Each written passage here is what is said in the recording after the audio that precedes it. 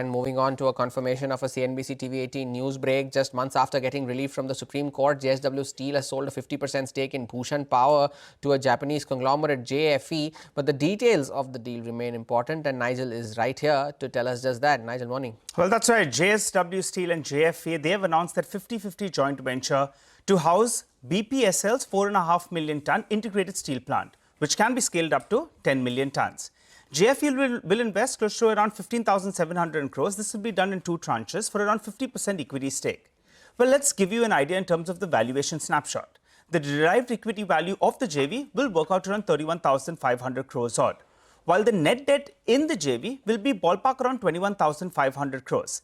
That will include the existing 5,000 crores net debt that is currently sitting on BPSL.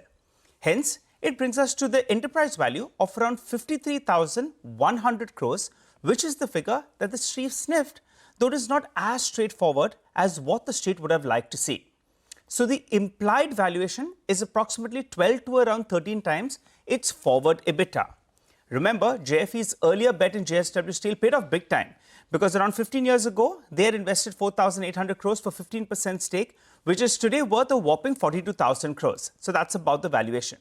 But how does the shareholding shift in BPSL post the deal? JSW Steel stake, well, it slips to around 50% from around 83%, while JFE holds the remaining 50%. JSW Group's promoter, they exit BPSL, but they get around 1.4% stake in JSW Steel, and so they build on to the existing 45.3% stake that they have in JSW Steel. Moving to the third point, how does it help JSW Steel, which will be most important? JSW Steel's net debt reduces by close to around 50%, while the EBITDA reduces by just around 11%. Let's explain this to you. JSW Steel's net debt drops from around 79,000 crores as 5,000 crores of debt is deconsolidated from BPSL. They'd also receive another 32,000 crores of cash inflow from this BPSL through JSW's consolidated EBITDA also gets reduced by around 11,000 crores. This means that JSW Steel's leverage reduces, big time, but the JV will sit with a debt of close to around 20,000 crores. The management has clarified that the JV's debt only is, they'll provide a letter of comfort, but there's no JSW recourse, which is important to note.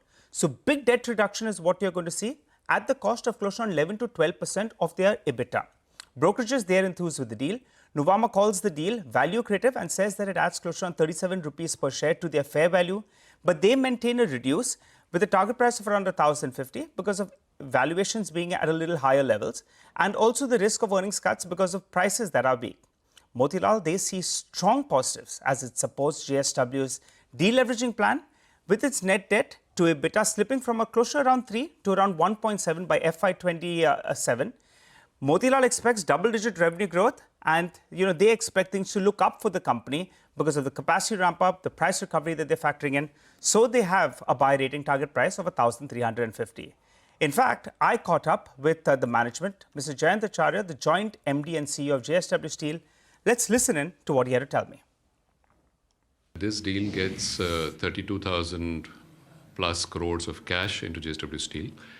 It will be a deleverage of about 37,000 crores from the balance sheet of JSW Steel, because some part of the debt is getting transferred to the SPV.